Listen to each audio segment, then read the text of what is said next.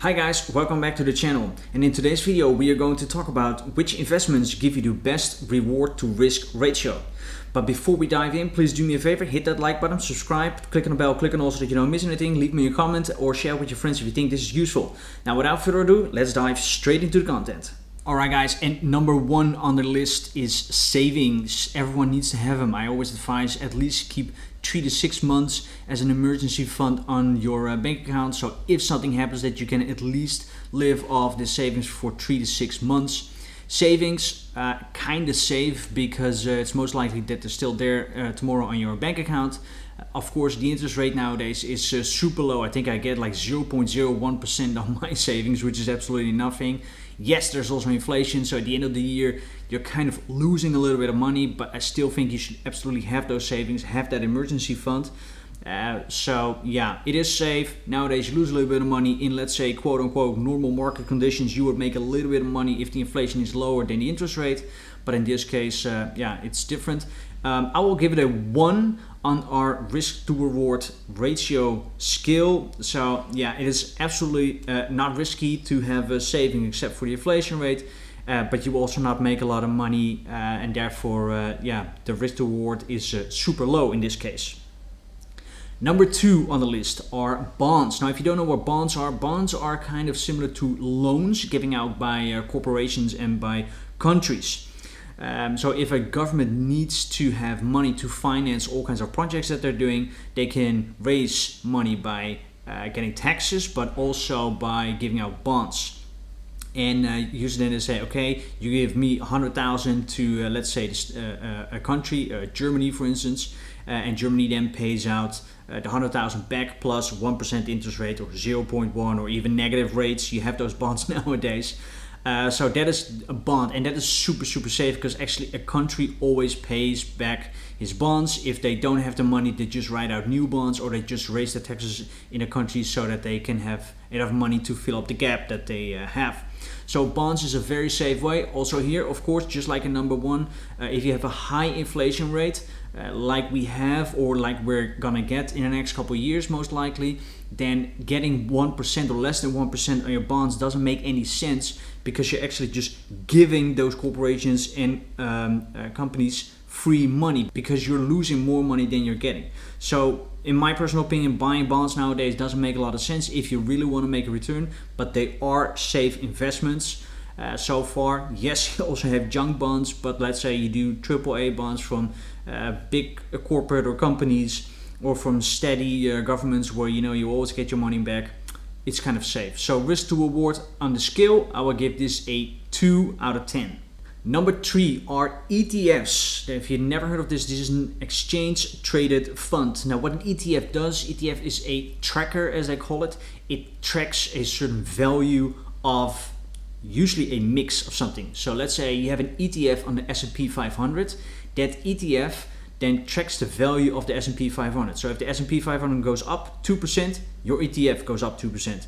The S&P 500 goes down 2%, you go down 2%. But you also have this on baskets of stocks for, let's say gold or emerging markets, certain economies. You have an ETF on world exchanges. You can name all kinds of things. There is so much in the market where they have ETFs for nowadays. Why is this kind of safe? Like I said, it tracks a basket usually of an underlying value. So it's not just one stock. It's not just only Apple or only Amazon or whatever. So the risk is very much divided over a very wide range of companies, stocks, investments, or whatever is then in the ETF. So if the whole market goes down, of course also your ETF goes down, but if one single stock goes down and everything else goes up, you are still making money because your ETF is going up. ETFs became extremely popular in the last 20 years, especially because of this trade, because it kind of takes the sharp edges, it takes the risk off what you have in individual stocks or maybe stocks that move up and down. By betting on multiple horses just by buying one ETF, it's super simple than instead of just buying all the time separate stocks. And therefore ETFs are getting a 4 on our risk to reward ratio scale because yes, there is a risk. The ETF can go down, But since they're tracking the market, I promise you, if you buy a safe ETF, let's say the S&P 500, and you just keep it for multiple years, you eventually will not regret it. Next up in our list is real estate, and of course we need to talk about this because real estate is a part of so many portfolios. Now, real estate is great, and yes, a lot of people in the world got very rich with it, but it also carries a risk because you need to finance it, you need to buy it, sell it, you have renters. If you have a bad location, your value doesn't always go up, maybe it sometimes even goes down. Maybe there are not a lot of great facilities around there, why people don't want to live there. So there is a whole bunch of risk hanging around real estate that, yes, if you organize this very properly and you put a lot of time and effort in it, and once this machine is running, I think you can absolutely make a lot of money on the rent every month. But real estate is not just something that you buy, rent out, and then just keep. I mean, that is how sometimes it's presented a lot online or on social media channels. I know all those people who are advocating all of that, and yes, still it's a great investment. I'm just saying it's not the best investment there is, because there is a certain risk having or owning or renting out real estate. With that being said, therefore I give real estate a 5 on a risk to reward ratio, because yes, on the long term you can absolutely make a lot of money on real estate, but on the short term, or if you made a few mistakes, let's say locations or renters, you can also lose a lot of money. So it hangs kind of in the middle of our risk to reward ratio scale, therefore number 5. And then number 5 on our list, which is stocks. Of course, stocks. Everyone knows what they are. A lot of people have them, trade them. Stocks are great. I own them a lot. I also trade them full time. So stocks, absolutely, you should have them. The only thing about stocks is that people usually just buy it because they heard a story somewhere, this is gonna pump, yeah, you gotta buy Tesla, you gotta buy Google or whatever, not knowing really who the management is, what kind of products or services they're offering, where they're stated, especially when people are trying to search for kind of quote-unquote gems. Usually they buy stocks and then they can tremendously go up and down 20, 30, 40% a year easily on these small caps. So yeah, they also have a tremendous upside if you know what you're doing, if you know what kind of company you're buying, what kind of purpose you have of buying it. Do you want to hold the stock for a day, a month, a year? Are you buying the stock for dividend? Are you buying the stock because it's in a certain field, let's say tech, or maybe in a commodity sector? These are all kinds of things you have to think about before you're buying a stock. And I feel like a lot of people kind of forget that step of kind of missing that completely and just buying it because they hear it off social media, TV, friends, whatever.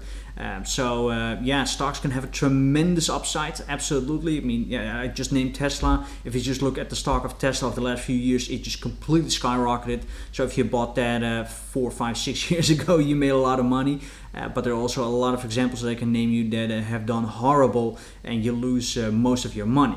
Therefore, stocks are getting a 7 on a risk to reward ratio scale. There are very safe stocks who don't move at all, but they're also very volatile stocks. So be careful what you buy. If you don't know what you need to buy, but you still want to be exposed to stocks, then I would recommend you to buy an ETF that has that certain stock in that ETF. So let's say you are very keen on buying some companies of the S&P 500, just buy an ETF on S&P 500. Much easier, one click on a button and you have the ETF and you're exposed to that certain stock. Of course, also all the other stocks, but it's a little bit safer. Number 6 on our list is turbos, futures, sprinters. Now, if you have no idea what this is, I can imagine these are financial products where you most of the time place a position on a certain stock or underlying value. Could also be gold or oil, or you can have a sprinter on a certain company, but you can also have that on a complete index. But you borrow money to buy this asset, and then you go long or short, as it is called. So let's say you buy a sprinter or futures on Apple for 2,000, and you say, all right, Apple stock is going to go to 2,100, then I'm going to sell it. but then the stock goes down to 1900, that means that you are in a lot of trouble, because you don't only lose that $100, you also borrowed the money. So it's like a leverage that you're using. And then you're losing that 100 times the amount of leverage that you have. So let's say your leverage is 10, you lose 100 times 10 is 1,000. Now if stock move up, this is all great, but if stocks or underlying values are going down, it can go super fast. A lot of people do not understand these kinds of products. They don't know what the real value is, when they are in a profit and a loss, how much cost they have to open or close position, what the interest rate is that they're paying for the money that they're borrowing, if they're paying that sometimes per hour, 4 hours a day, a week, a month. So these are highly risk financial products. If you don't know what you're doing, if you've never heard of it, please do not buy it, do not sell it, do not trade it, just do not touch it. Yes, I am trading full-time, so I know what I'm talking about, but I have seen this gone wrong 100 times, 1,000 times. And when people feel like, oh, I bought a few stocks, I know what to do, then suddenly they're jumping over to futures or to option contracts, and then they just completely blow up their entire account, their entire savings. So if you don't know what this is, if you don't have at least a few years of experience, do not touch these financial products. They're highly risky. So because they're so risky, they are getting a 9 out of 10 from our risk to reward ratio scale. So super highly risky products. Yes, the reward can be tremendous. Like if you use 10x, 20x, 30x leverage, if you just have 3% profit on a 30x, you almost doubled your account. But therefore also, if you only have 3% or a little bit more loss, then you will completely wipe out your complete account. So therefore, high risk, high reward. But please be careful. If you don't want to talk about it, do not touch it. Alright, and after that warning, we're going straight to number 7. That's the last one on the list. Talking about risk, oh man, this one is very risky. Number 7 are cryptocurrencies. I probably don't have to tell you what cryptos are. You heard about them, you own them, you trade them. I know it's a very exciting space and a lot is going on. You hear all kinds of terms like DeFi, ICOs, launchpads, NFTs. I know it's all very exciting and super great, but there's also a huge risk on every cryptocurrency, on every investment that you make. Let me give you an example. In 2017, I invested a lot of money in cryptocurrencies. Everything was going up. Everything was great. I thought this is going to be the new thing. In a few years, everyone will pay with cryptos. They will take over the world, blah, blah, blah, blah, until the crash happened in 2018 and I lost all my money. And I thought they will recover, just, you know, it's a bear market, it's a downtrend, whatever. We will eventually get up to those highs again for all the cryptos that I bought. And I can tell you now, 4 years later, when we're straight back into a bull market, some of these cryptocurrencies are still at 99% lost. Some of them are even delisted from exchanges. Of course, you don't hear anything anymore from the projects. The management is gone, the money is gone, and yeah, it's bye-bye to your investment. Now, yes, there are these great, amazing stories. If you are an early investor in, let's say, Bitcoin or Ethereum or Ripple or whatever, yes, you could have made a lot of money, and also crypto already produced so many millionaires.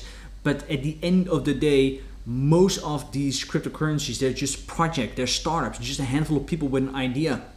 If you put your money in there and these people leave, or the money is gone, or the stock is going down, or the product is not as good, everything's just gone. You just lose your money. So therefore, cryptocurrencies can give you a huge reward, but they're also very risky. So please be careful what you do. Always do very narrow research and know exactly what you're investing in. So with that being said, we are giving cryptocurrencies a 10 out of 10 on our risk to reward ratio scale.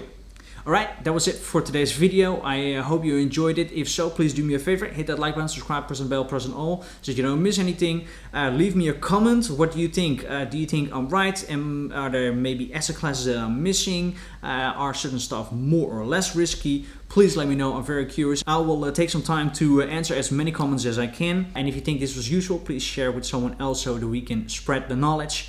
Thank you guys so much for watching, and I'll see you guys in the next one. Bye.